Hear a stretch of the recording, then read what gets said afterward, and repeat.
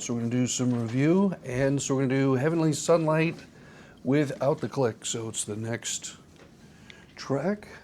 Let's go through this one.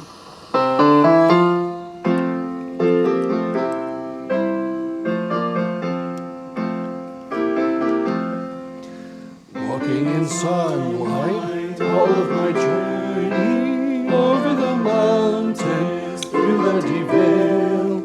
Jesus has said, I'll never forsake thee. Promise divine that never can fail. Heavenly sunlight, lighting my soul with glory divine. Excuse me. Hallelujah. Singing his praises, Jesus is mine. Battles around me, shadows above me, never conceal my Savior and guide.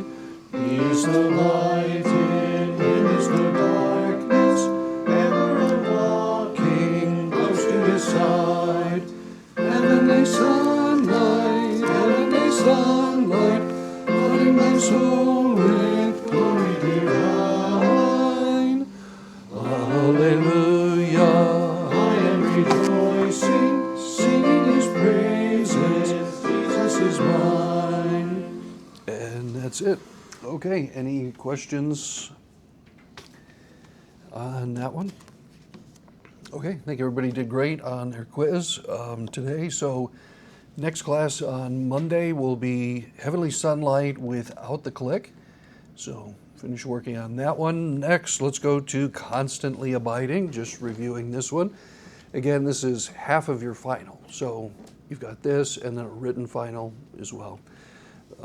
Will be the final. And the written final is just general stuff we've talked about in class.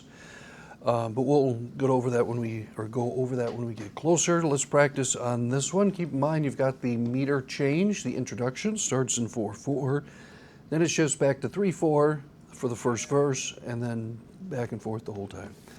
All right, here we go.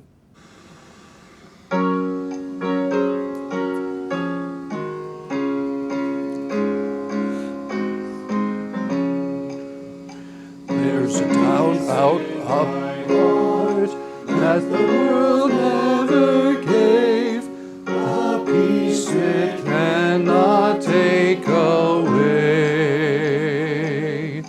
Though the trials of life may surround like a cloud, I've a peace that has come there to stay.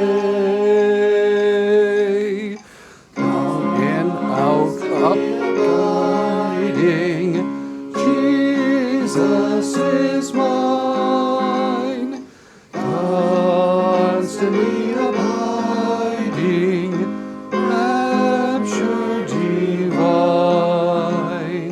He never leaves me lonely, whispers oh so kind. I will never leave thee, Jesus is mine. All the world seems to sing of the Savior and King, and peace sweetly came to my heart. Troubles all fled away, and my night turned to day. Blessed Jesus, glorious thou art. Down, in, out, up, abiding, Jesus is mine, constantly abiding, rapture divine. He never leaves lonely, whispers oh so kind. I will never leave thee, Jesus is mine. Okay, I think we're in good shape with that, so we'll continue working on that one. as we get closer to the final. Go ahead and take out your notes. We're going to finish talking about the hymnals. We pretty much got through things, but want to go over just a couple of more hymnals on this.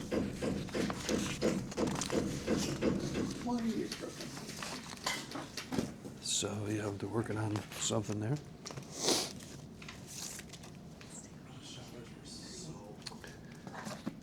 Okay, we got another, we're going to go over two more hymnals. Right at the end, we talked about the, where did that one go? Bible Truth Hymns. Psalms, hymns, and spiritual songs. Yes, that's the one. Psalms, hymns, and spiritual songs. Let's see, I don't think I wrote that down in my notes.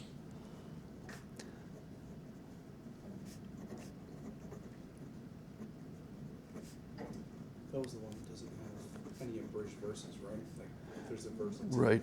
Yeah, it's like joyful melodies or something. I could look up the website on that. Let's go over a few other ones. These hymnals are connected to ministries that have Bible colleges. Crown has their hymnal, which is titled Our Own Hymnal. Not exactly sure what that means. Sounds interesting. I'm not too familiar with it. I think it's fine as far as the songs in there, but I haven't looked at that one too closely. They have a hymnal. Golden State has their own hymnal as well. I don't even know what the name of that one is. Then there's also Living Hymns, which is now tied in with Striving Together, which is out of California. This particular one, we have a couple copies here. It has more songs than any other that I've seen. 187 songs. So a lot of songs. The hymnal themselves, the Living Hymns, really doesn't have too much to do with the ministry there. It's by Alfred B. Smith. He was publishing this a long time, for quite a while. We have, okay, over here, when we started the church, this Victorious Hymns, somebody gave us these for free. This was the predecessor to Living Hymns, so it has a lot of the Alfred B. Smith songs in it.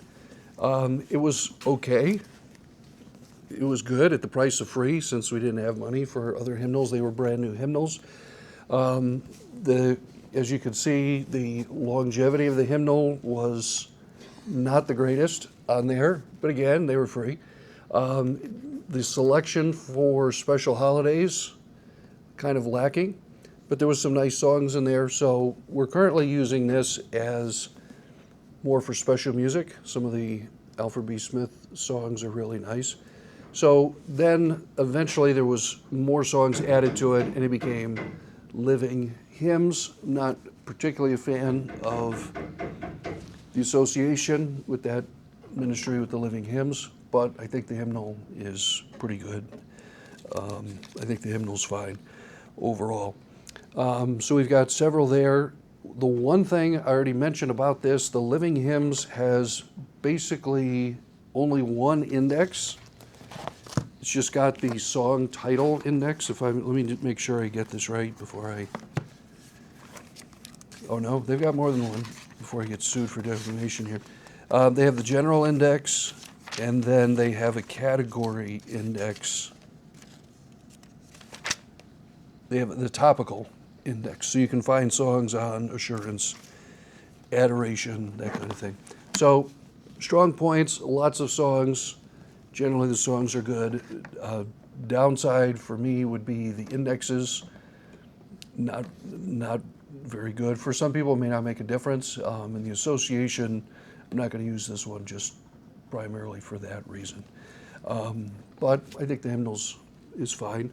And it's good to have several hymnals, for a wide range of hymnals, for things like special music and being able to get different songs. So definitely some value in there.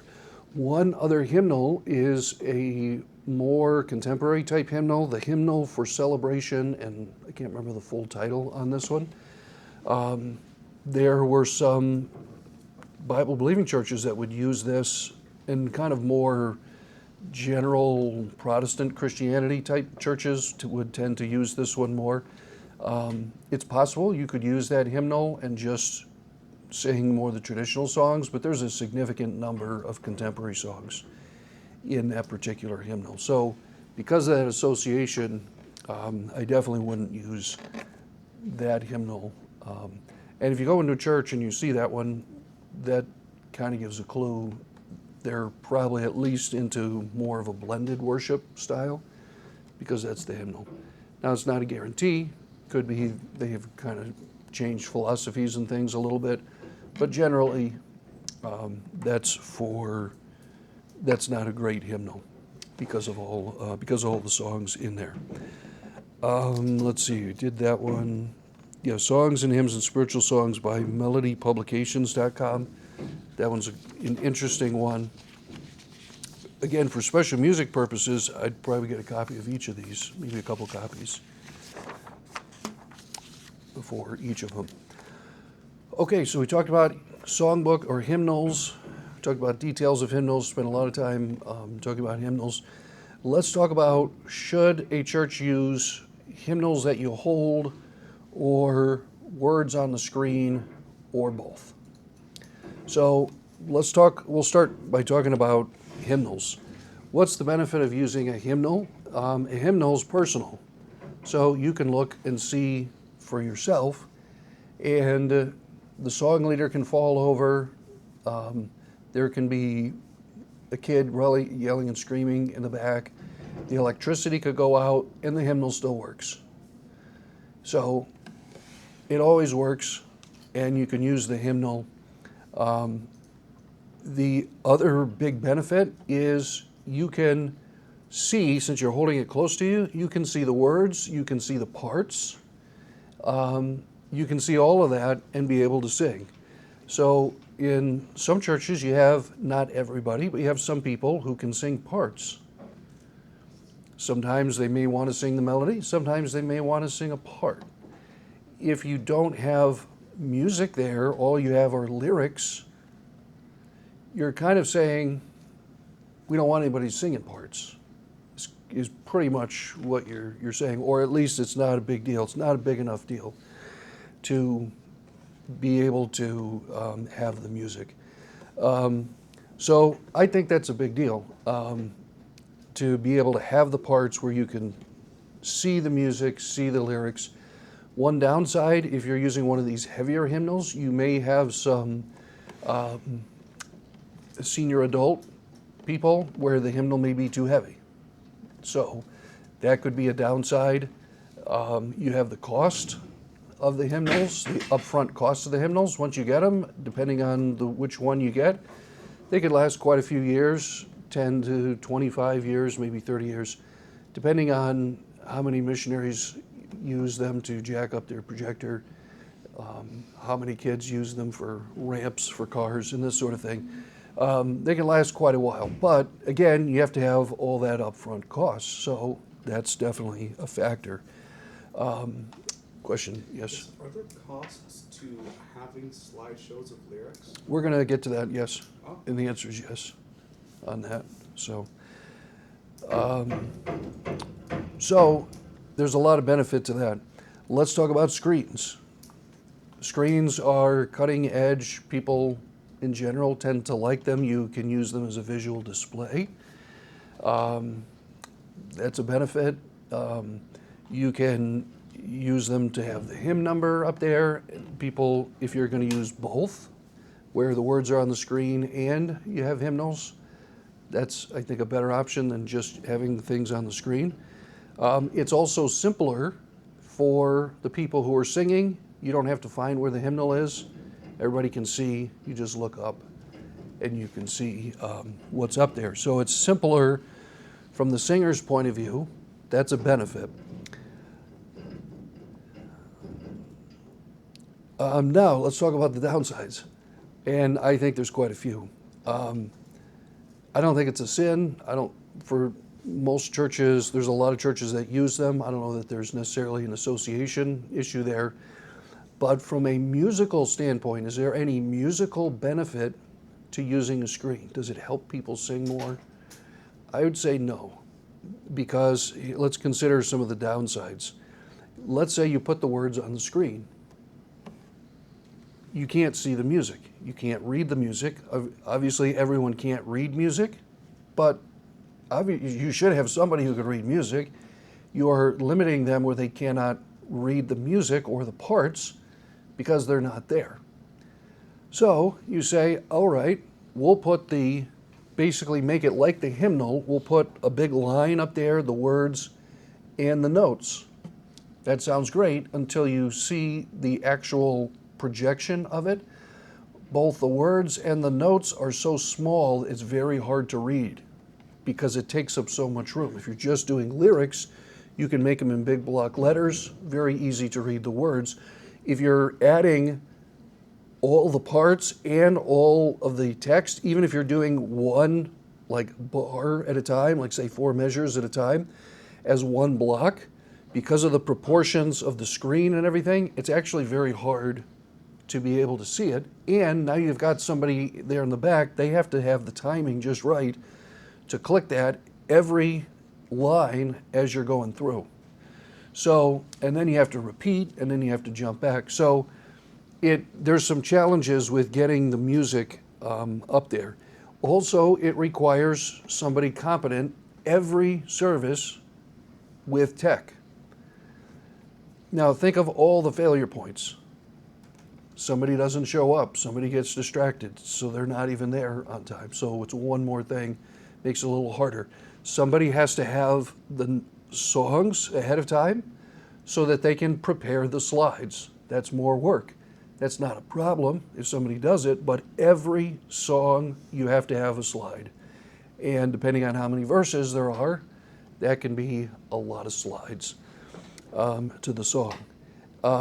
So then you have the projector, that can go down, or you could have a computer issue. There are more failure points there, whereas if you're using hymns in a congregation, even if the song leader faints and falls behind the pulpit, if the piano keeps going, everybody keeps going. So it's a little bit simpler, a little fewer failure points to shut everything down. So you've got to have more preparation ahead of time. It also limits your flexibility. Can you just have somebody be like, hey, let's do favorites? You're going to pull up words on the screen for any type of one? Maybe you can do it. Maybe somebody has enough of those. My guess is you're not going to be able to do favorites. Maybe you don't like favorites anyway, so that's not a factor. But generally, people like to sing their favorite songs, so it limits the flexibility, I think, at least somewhat. Also, here's a very important thing, I think is a very significant thing. The song leader does not control what happens in the song. Are you going to sing 2 verses? Are you going to sing 3 verses? It depends on how many the person typed up. So here's the question, how does the song leader know how many verses there are? I realized this the first time I saw a church use screens that did it well. Okay, it's possible you can do it in not a great way. But this was a more conservative church. They were using screens. It was the first time I'd seen a church use screens. And I noticed something interesting. You'd get to the end. We were on deputation at the time, so, you'd get to the end of the stanza or the verse, and the song leader would pause. They had a glass part in the pulpit with a monitor in there. So the song leader was looking to see if they switched, was there a new one or was that the last one? They would have to look and see. Some people project on the back wall so the song leader can see what's going on, but until they switch that screen, you don't really know what's going on. So that doesn't make for as much excitement as it does if you have a song leader, competent song leader, like all of you here, where you can you can think things through. You know which verse you're on. You're going to introduce some kind of a something of interest. Maybe the instruments drop out in the last verse. If you don't know the last verse, so there's a musically, I think this is much more limiting from the people's standpoint. It's a little simpler. Okay, that's a benefit, but you're also losing the music. Now here's another one. This is the question that was asked. You also legally need to get a CCLI license for any copyrighted songs that you project onto the screen because you're using them for performance. And now if you only use uncopyrighted public domain songs, not a problem. You don't have to do that. When I was music director here, we would get mail outs constantly. CCLI license, you can do it, you won't get sued, and this sort of thing. So probably you could do it and get away with it, but that's really, you're violating the copyright law as a church by not having a CCLI license. If you're projecting copyrighted words onto the screen, you're supposed to be getting permission. The CCLI license allows you to do it, and you have to pay yearly or monthly, I don't remember the details, but it's hundreds of dollars even for a decent-sized church. Hundreds of dollars a year just to have permission to use the words. Whereas on the hymnal, all those royalties are already paid, and you don't have to use them again. So even though hymnals are $15, $20 each, big upfront cost, there's no ongoing licensing cost per se.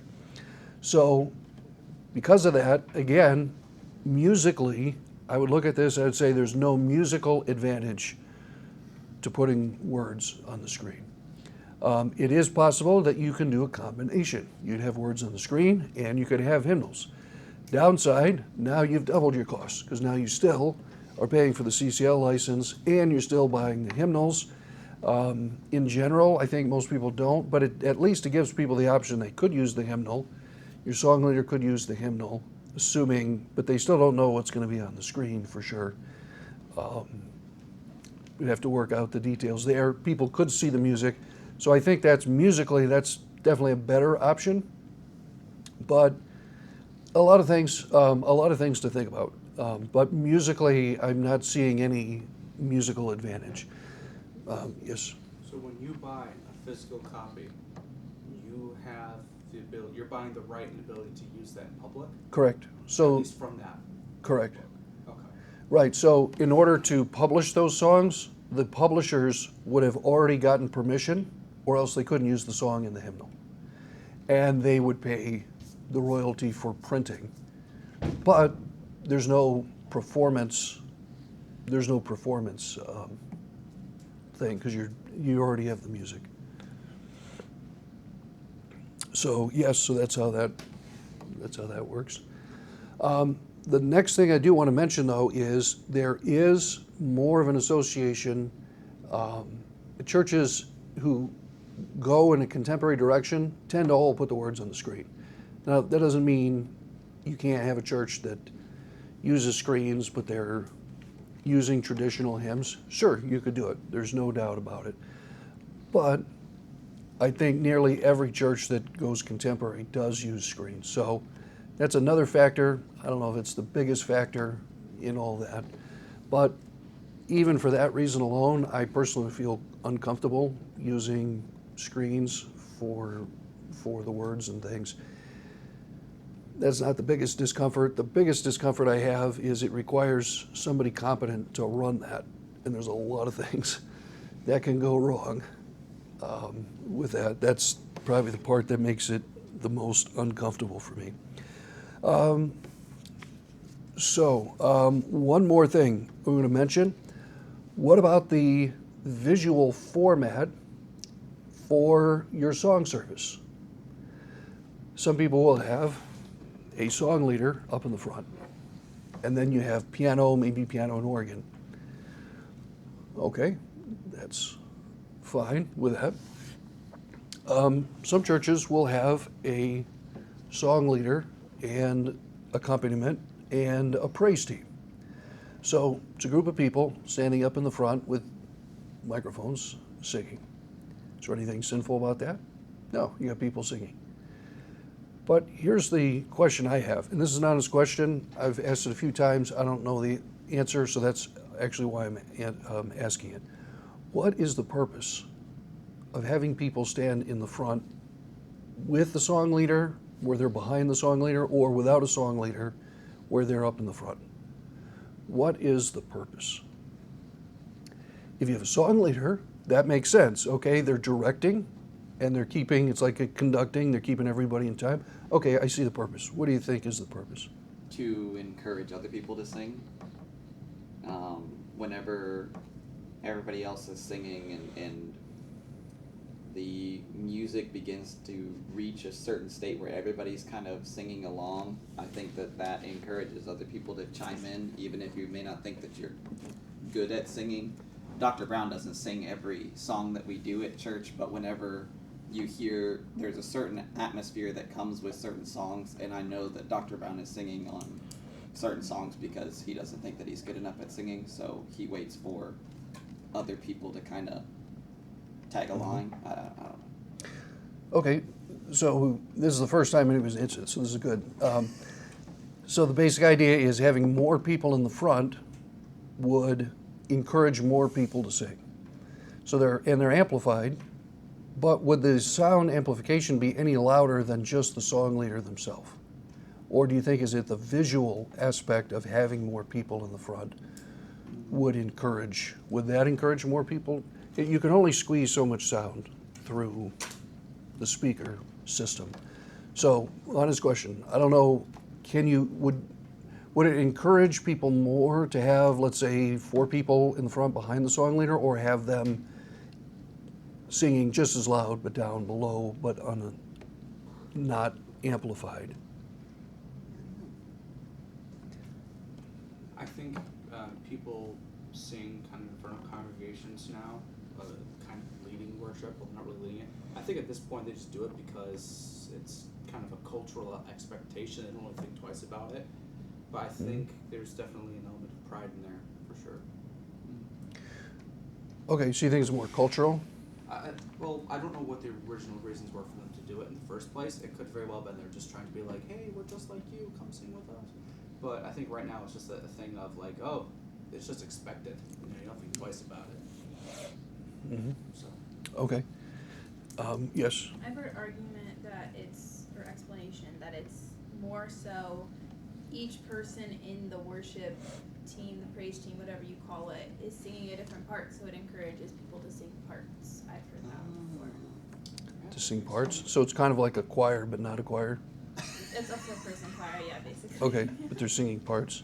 Is that true? I haven't paid a lot of attention, but I usually am hearing just melody the few times I've heard it.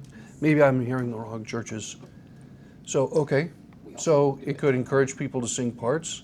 And okay, so in that case, then if you're amplifying part singing, that's different than having just the melody.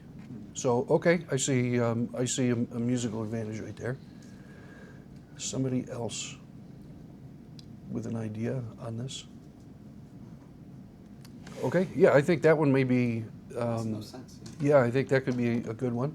I think it could be a little more encouraging having a few more people up there. For example, if you have a choir that's up and they're singing with the congregational songs, that's pretty nice. The choir kind of has a different purpose because they're also singing a song, so but it's a collective song, so that's a little bit different.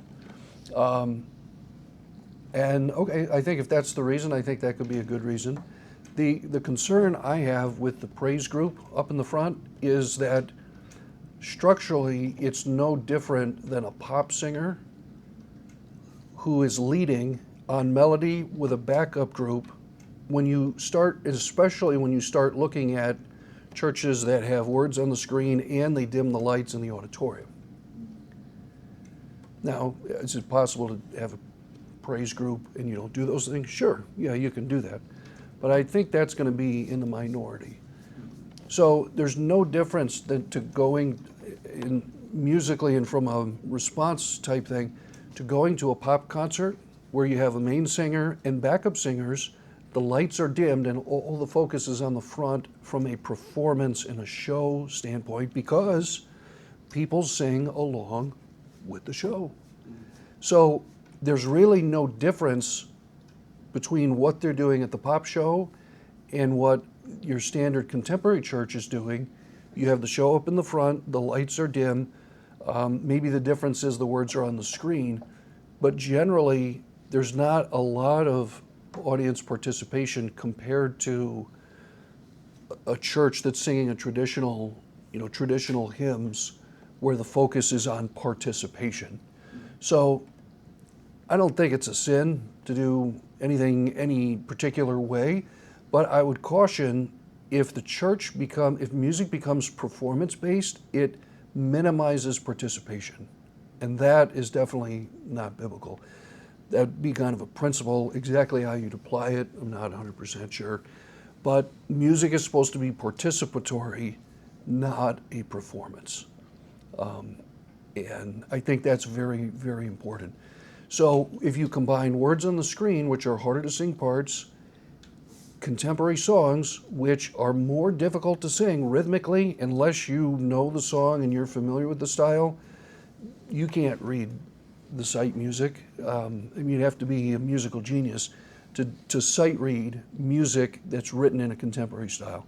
So you have that, you have the lights all say, hey, the real action's going on the stage with the group up there. It's all saying, hey, what you're doing in the audience, the congregation, not really as important, but if you want to sing along. So whatever the format is, if you use a hymnal or screen, if you have just one person up at the front, or you have 4 people or 5 people up in the front, or you have a song leader and more people up in the front, I don't think it's a sin anyway as far as the format, but the idea is everybody should be encouraged to sing. And I personally think the musical approach that's going to get the best singing is actually using hymns so people can sing it, see it with a song leader, and encouraging and having a good emphasis on music, such as having a choir so people learn to sing parts, maybe practicing singing favorites. I think that ends up being the best. So just because it's contemporary might be popular, but it doesn't necessarily mean God's working through people, and either that people are resonating and responding and worshiping, because that's really what worship's supposed to be. It's supposed to be people participating in worship. And we're out of time, but I wanted to show you this really quickly. You can see this on the way out, since we're talking about hymnals. A big problem I've noticed in our church is that everyone who comes from the community does not bring a Bible. And the reason they don't bring a Bible is because you don't need a Bible at any of the other churches in town. So the problem then is we actually use a Bible, and we really want people, including visitors, to be able to see a Bible. So we have considered, and we're probably in the next week or so, I'm going to try to order some of these, but we've considered having a hardback pew Bible that I can announce the page number, so that somebody who's brand new, a visitor, they don't know anything about the Bible, they all can find the page number. So, but that means I would have to use the same Bible. These are ones here. This is a paperback which has the identical layout, same page numbering, everything's the same. This is like about $2 or $3 from Bearing Precious Seed. This one is about between $5 and $7. I don't remember the exact cost. Same thing, hardback, very affordable. So you can, let me pass these out here. So that way people can follow along. I can say turn the page, whatever. The one problem with this is I'm old and I can't really see the words that well. So this particular one, printed by Thomas Nelson, is more expensive. It's about double the price, about $15 each, but I can read it. And then the other thing too is it has a better binding on it, so it's more likely to lay flat. Whereas, so here, this pretty much lays flat. This pretty much lays flat here. in the New Testament, which is where we spend a lot of time. So that one's good.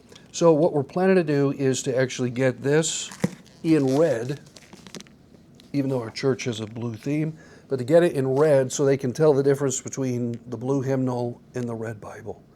So it'd be very easy. Turn your red Bible, or turn your Bibles to this scripture. If you're using a red hymnal, or if you're using a red Bible, it's page number such and such. And that way I think it's going to be a big help, because just finding people don't have a Bible, they don't even know if you add tabs, they don't even know the abbreviations on the tabs. So this was one thing we're planning to do. I'll let you know how it works.